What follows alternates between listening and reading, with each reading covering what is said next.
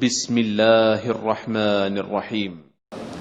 جس آیت کریمہ کی تلاوت کا شرف حاصل کیا، ارشاد ہوتا ہے یا ایھا الذین آمنوا، اے صاحبان ایمان، اذا ضربتم فی سبیل اللہ، یہ جنگ کے حالات میں آیت نازل ہوئی ہے اور بیان کر رہی ہے کہ اگر کافروں کے مقابلے پر تم جاتے ہو تو کس طریقے کا رویہ تمہیں اختیار کرنا چاہیے۔ مقابلہ کس سے ہو رہا ہے؟ مسلمانوں سے نہیں ہو رہا، کافروں کے مقابلے پر جو تمہیں قتل کرنے کے لیے آئے ہیں، کافر حربی ہیں، اگر ان کے مقابلے پر بھی تم جاتے ہو، اذا ضربتم فی سبیل اللہ، جب راہ خدا میں جنگ کرنے کے لیے جاتے ہو، فتبینوا، تو مکمل طور پر تحقیق کر لو کہ جس کے اوپر تمہاری تلوار چل رہی ہے وہ واقعاً کافر ہے بھی یا نہیں، جس کے اوپر تمہارا وار آ رہا ہے وہ واقعاً کافر ہے یا مسلمان ہے۔ اور پھر قرآن کریم نے آگے بیان کیا وَلَا تَقُولُوا لِمَنْ أَلْقَاكُمْ إِلَيْكُمُ السَّلَامَ لَسْتَ مُؤْمِنًا، اور خبردار جس کے مقابلے پر تم جا رہے ہو، اگر اس نے تمہیں سلام علیکم کہا، اس نے سلامتی کا پیغام تم پر بھیجا ہے، یا کہا ہے کہ میں اسلام لے کر آ گیا ہوں، یا کسی بھی طریقے سے ظاہر کیا ہے کہ میں مسلمان ہوں، تو وَلَا تَقُولُوا، خبردار اسے یہ نہ کہنا کہ لَسْتَ مُؤْمِنًا، تم مومن نہیں ہو، اور اس کی گردن نہ اڑا دینا۔ تبتغون عرض الحیات الدنیا، کس خاطر اس کی گردن اڑا رہے ہو؟ تاکہ دنیاوی منافع حاصل ہو جائے۔ ایسا محسوس ہوتا ہے کہ حالیہ واقعات کے اندر اور آج کی رات کی مناسبت سے آیت نازل ہوئی ہو کہ خبردار کسی مسلمان کو، کسی مومن کو کافر نہیں کہنا، اور یہ نہ کہنا کہ تمہارا اسلام قبول نہیں ہوتا، تم ابھی بھی کفر پر ہو، اور ہم جو تمہاری گردن کو اڑا رہے ہیں ویسے تو اللہ کی خاطر اڑا رہے ہیں، نعرہ تو یہی بلند کر رہے ہیں، لیکن قرآن کریم نے کہا ہے تبتغون عرض الحیات الدنیا، اصل میں تو یہ چاہتے ہیں کہ ان کی حکومت قائم ہو جائے، انہیں دنیا مل جائے، انہیں دولت مل جائے۔ یہ ایک طرف قرآن کریم کی آیت۔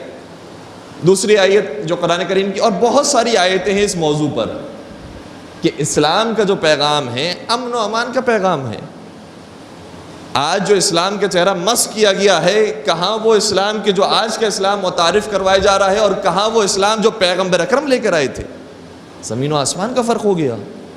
قرآن کریم نے دوسرے مقام پر ارشاد فرمایا فَبَشِّرْ عِبَادَ الَّذِينَ يَسْتَمِعُونَ الْقَوْلَ فَيَتَّبِعُونَ أَحْسَنَهُ أُولَئِكَ الَّذِينَ هَدَاهُمُ اللَّهُ وَأُولَئِكَ هُمْ أُولُو الْأَلْبَابِ، بشارت ہے ان لوگوں کے لیے، خوشخبری ہے ان صاحبان ایمان کے لیے، الذین یستمعون القول، جو ہر ایک کی بات کو سنتے ہیں، شیعہ بات کر رہا ہو اس کی بات کو بھی سنتے ہیں، کوئی سنی بات کر رہا ہو اس کی بات کو بھی سنتے ہیں، بریلویوں کی بات کو سنتے ہیں، دیوبندیوں کی بات کو سنتے ہیں، حتیٰ کافروں کی بات کو سنتے ہیں۔ بات کو سننے میں تو کوئی حرج نہیں ہے۔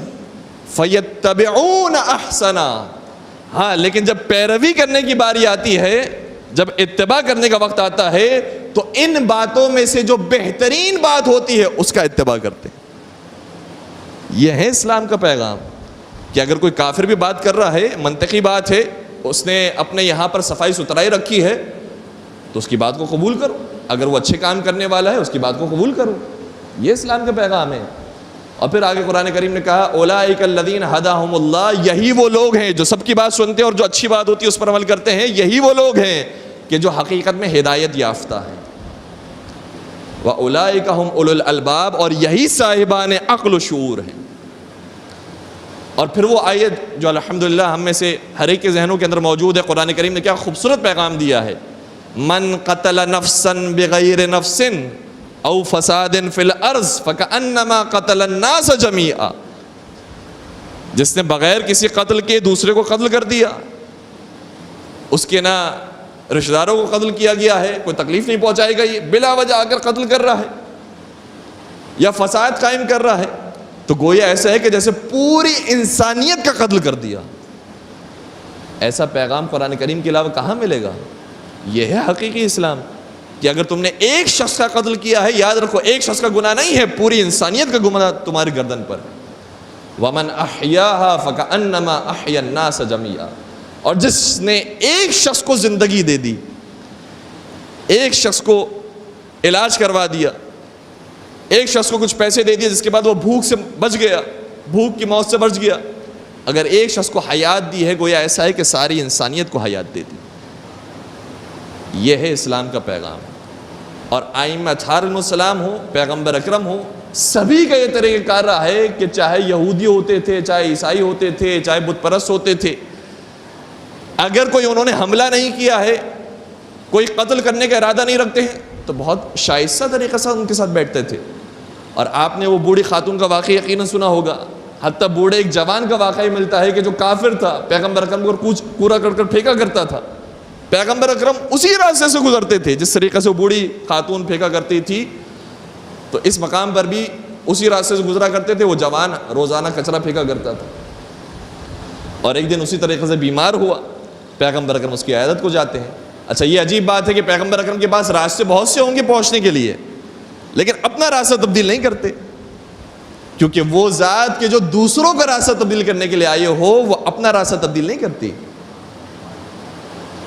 لہٰذا جب وہ ایک دن کوڑا کرکٹ نہیں پھینکتا ہے، اس کے گھر پر بھی عیادت کے لیے پہنچتے ہیں. اور جب اس کی ماں نے دروازہ کھولا، دیکھا کہ محمد عربی موجود ہیں، کہا بیٹے سے کہ محمد عربی تم سے ملنے کے لیے آئے ہیں، تو اتنا شرمسار ہو گیا کہ اپنی چادر کو اپنے سر پر اوڑھ لیا اور کہتا ہے اشہد ان لا الہ الا اللہ واشہد ان محمد رسول اللہ.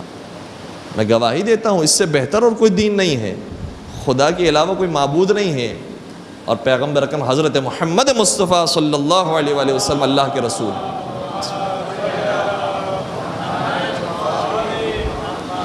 پھر ہمارے ائمہ اطہار علیہ السلام نے ہمیں سکھایا ہے، کیونکہ ائمہ کے دور میں یہ انشعابات اور اختلافات پیدا ہو چکے تھے، بعد وفات رسول اختلافات پیدا ہو چکے تھے.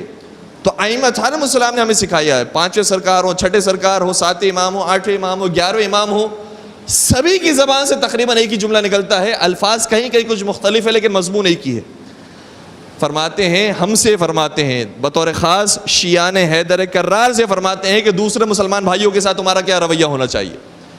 فرماتے ہیں صلو فی مساجدہم، ان کی مسجدوں میں جا کر نمازیں پڑھا کرو. عودوا مرضاہم، جب ان کے لوگ مریض ہو جائیں تو ان کی عیادت کو جایا کرو. واشہدوا جنائزہم، جب ان کے یہاں سے جنازہ اٹھے تو ان کی تشییع جنازہ میں شرکت کیا کرو. یہ وہ پیغام ہے کہ جو قرآن کا پیغام ہے، یہ وہ پیغام ہے جو سنت رسول میں موجود ہے، اور وہی ائمہ اطہار علیہ السلام نے ہمیں سکھایا ہے. اور پھر ہمارے جو بزرگان ہیں اور ہمارے جو علماء کرام ہیں، ان کا بھی یہ طریقہ کار رہا. اب کتنی مثالیں ہیں، بات کو بس بہت مختصر طریقے سے بیان کروں. آیت اللہ بروجردی نے اپنے زمانے کے جو اہل سنت عالم دین تھے، مصر کے الازہر یونیورسٹی کے جو سربراہ بھی ہیں، پرنسپل بھی تھے اور شاید بنیان گزار بھی تھے، ان سے ملاقات کی، انہیں خط لکھا اور دعوت دی ملاقات کی. اور ملاقات کے اندر یہ بات طے ہوئی کہ دیکھیے آپ فقہ حنفی کو مانتے ہیں، فقہ مالکی کو مانتے ہیں، فقہ شافعی کو مانتے ہیں، فقہ حنبلی کو مانتے ہیں، فقہ جعفری کو کیوں نہیں مانتے؟ جبکہ آپ ہی کی کتابوں کے اندر یہ بات بھی موجود ہے کہ پیغمبر اکرم نے جاتے ہوئے فرمایا تھا انی تارکم فیکم الثقلین کتاب اللہ و عترتی اہل بیتی. آپ یہ کہتے ہیں کتاب اللہ و سنتی، یہی کہتے ہیں، تو کتاب خدا کو تو ہم بھی مانتے ہیں اور آپ بھی مانتے ہیں، اس میں ہم مشترک ہو گئے. اور پھر اگر آپ کے یہاں سنتی بھی موجود ہے تو ہم کب سنت کا انکار کرتے ہیں؟ ہم بھی سنت رسول کو مانتے ہیں، بس فرق یہ ہے کہ آپ کا سلسلہ راویان وہ الگ ہے اور ہم جن اماموں سے روایت نقل کرتے ہیں وہ اور ہے.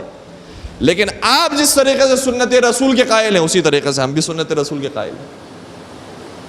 اور آپ کے یہاں بھی اہل بیت کی محبت کے بارے میں کہا گیا، قرآن کریم کی آیت ہے قُل لَا أَسْأَلُكُمْ عَلَيْهِ أَجْرًا إِلَّا الْمَوَدَّةَ فِي الْقُرْبَى. تو جب آپ تمام فقہوں کو مانتے ہیں تو پھر فقہ جعفری کو کیوں نہیں مانتے؟ اور قائل کیا ہے آیت اللہ بروجردی نے شیخ شلتوت کو. اور اس زمانے میں یہ تاریخی فیصلہ ہوا ہے جو آج فراموش کر دیا گیا ہے کہ الازہر یونیورسٹی میں جس طریقے سے چاروں مذاہب کو پڑھایا جا رہا ہے اسی طریقے سے مذہب اہل بیت کو بھی پڑھایا جائے. اور مذہب تشیع کو پڑھانا شروع کیا، جائز قرار دیا اس کی تعلیمات کو. اسی طریقے سے آیت اللہ مرشد نجفی کا واقعہ ملتا ہے. علامہ طنطاوی کو جو اس زمانے کے مصر کے وہ بھی استاد رہ چکے تھے، آیت اللہ مرشد نجفی نے صحیفہ سجادیہ بھجوائی، اور یہ علامہ طنطاوی کا بھی ظرف تھا. انہوں نے اس کتاب کا مطالعہ کیا، چوتھے امام کی دعا، ان کا مطالعہ کیا، اور مطالعہ کرنے کے بعد جواب میں کیا لکھتے ہیں؟ کہتے ہیں کہ اے شیخ آپ نے میرے ساتھ انصاف نہیں کیا، اتنا خوبصورت علمی خزانہ آپ کے پاس موجود تھا اور اب آپ نے جا کر اس کا تعارف کروایا ہے۔ یہ وہ کلام ہے کہ جو مخلوقات کے کلام سے بالاتر ہے اور خالق کے کلام سے نیچے۔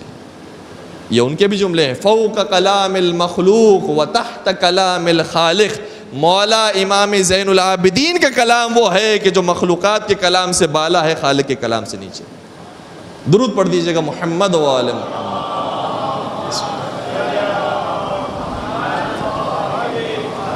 اور پھر ہمارے موجودہ مراجعین کو دیکھ لیجئے، آیت اللہ خامنائی ہو، آیت اللہ سستانی ہو، کس طریقے کا رویہ ہے اہل سنت علماء کے ساتھ، عوام کے ساتھ۔ آیت اللہ سستانی کا باقاعدہ یہ اسٹیٹمنٹ ہے کہ جو ان کی آفیشیل ویب سائٹ پر موجود ہے، فرماتے ہیں وَلَا تَقُولُوا لِأَهْلِ السُّنَّةِ إِخْوَانُنَا بَلْ قُولُوا أَنفُسَنَا۔ خبردار اہل سنت کو یہ نہ کہا کرو کہ یہ ہمارے بھائی ہیں۔ اچھا، جب تک میں اس جملے تک پہنچتا ہوں تو کچھ جو اہل سنت ہمارے بھائی ہوتے ہیں وہ پریشان ہو جاتے ہیں کہ اب یہ کہیں گے کہ ہمارے بھائی نہ کہا کرو، ہمارے دشمن کہا کرو۔ لیکن آیت اللہ سستانی کا اس سے بڑھ کر جملہ یہ ہے کہ اہل سنت کو یہ نہ کہا کرو کہ یہ ہمارے بھائی ہیں، یہ کہا کرو یہ ہماری جانیں ہیں۔ بل قولوا انفسنا، کہو یہ ہمارے نفس ہیں، یہ ہماری جانیں ہیں۔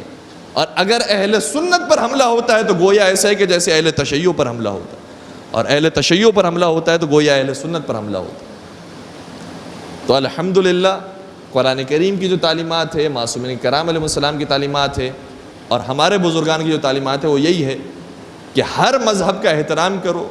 کسی کو اگر تنقید کرنی ہے تو دلائل کے ساتھ بات کی جائے، لیکن کسی کو قتل کرنا، کسی کے اوپر ہاتھ اٹھانا، اس کی قطعاً اجازت نہیں۔ قرآن کریم نے آیت الکرسی میں کہا ہے کہ لا اکراہ فی الدین۔ جب خدا یہ فرما رہا ہے کہ دین میں زبردستی نہیں ہے، تو بندے خدا کے اختیارات یہ کیسے وسیع ہو گئے کہ ہر ایک کو زبردستی اپنے دین کے اوپر اور اپنے مذہب کے اوپر لانے کی کوشش کرے اور باقی مذاہب کو کافر قرار دے۔ حتیٰ کافروں سے مخاطب ہو کر سورہ کافرون میں کہا گیا کہ قل یا ایھا الکافرون لا اعبد ما تعبدون ولا انتم عابدون ما اعبد ولا انا عابد ما عبدتم ولا انتم عابدون ما اعبد لکم دینکم ولی دین۔ اے کافروں، مسلمانوں سے تو بات ہی نہیں ہو رہی، کافروں سے بات ہو رہی ہے، تو جو اپنے آپ کو مسلمان کہتا ہو اس کے لیے کیا مرحلہ ہونا چاہیے؟ کافروں سے کہا جا رہا ہے لکم دینکم ولی دین، تمہارے لیے تمہارا دین ہے، ہمارے لیے ہمارا دین ہے۔ اگر تم یہ نظریات رکھتے ہو، یہ خیالات رکھتے ہو، یہ اعتقادات رکھتے ہو کہ تمہیں جواب دینا ہے اور ہمیں اپنا جواب دینا ہے، تو کبھی بھی تاریخ اسلام میں یہ بات نہیں آئی ہے، بالخصوص جس مکتب فکر سے ہمارا تعلق ہے۔ نہ رسول نے، نہ آل رسول نے، نہ ان کے چاہنے والوں نے، نہ ان کے اصحاب نے کبھی یہ تعلیم نہیں دیا ہے کہ دوسرے مذہب والوں کی توہین کرو۔ ہاں، لیکن یہ تاریخ میں ضرور ملتا ہے کہ کچھ آتے ہیں کہ اپنے ہی ہاتھوں سے خلیفہ بھی مناتے ہیں اور ان کے مقابلے پر جنگ میں بھی نکلتے ہیں، خلیفہ راشد بھی مانتے ہیں اور پھر 3 جنگیں بھی ان سے ہوتی ہے۔ اور پھر عجیب بات یہ ہے کہ ایک طرف سے یہ میں ایک وہابی عالم دین کا جملہ آپ کی خدمت بیان کر رہا ہوں کہ مولا حسین کے بارے میں اس نے کہا کہ انہوں نے غلط کیا، باطل پر تھے، کہ انہوں نے خروج کیا ہے خلیفہ وقت کے خلاف۔ یزید جیسے کے خلاف اگر حسین جیسا خروج کرے تو وہ حرام ہوتا ہے، وہ غلط ہوتا ہے، اور علی جیسے خلیفہ راشد کے خلاف اگر دوسرے خروج کریں تو وہ حق پر ہوتے ہیں۔ کہاں یزید کے مقابلے پہ کھڑے ہو اور اس کو باطل قرار دیتے ہو، علی مرتضیٰ کی حکومت کے مقابلے پہ کھڑا ہو جائے اس کو حق پہ قرار دیتے ہو۔ تو یہ سلسلہ تو دوسری طرف سے رہا ہے، لیکن اس کے باوجود جو جس عقیدے کا ہو ہم نے کبھی منع نہیں کیا ہے اور کبھی ہمارا طریقہ کار نہیں رہا، کیونکہ قرآن و سنت کے خلاف ہے کہ کسی کے خلاف بغاوت کی جائے۔ لیکن میں آپ کی خدمت میں مثالیں بیان کروں اور پوری کتابیں اس کے اوپر لکھی گئی ہے۔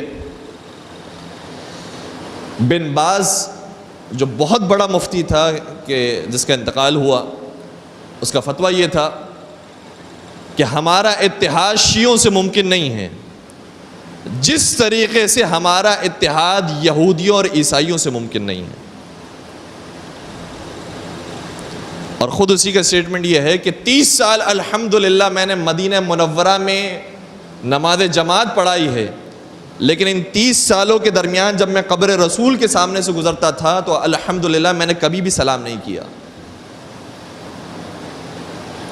تو اگر یہ ان کا عقیدہ ہے تو ان کو مبارک ہو۔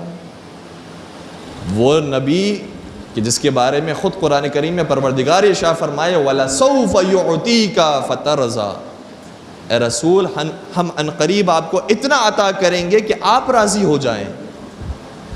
اور وہ رسول کے جس کے بارے میں خود قرآن کریم میں یہ آیت نازل ہو جائے کہ ان اللہ وملائکتہ یصلون علی النبی یا ایھا الذین آمنوا صلوا علیہ وسلموا تسلیما۔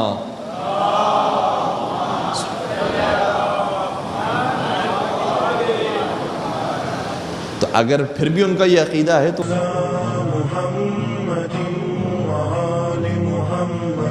اللهم صل على محمد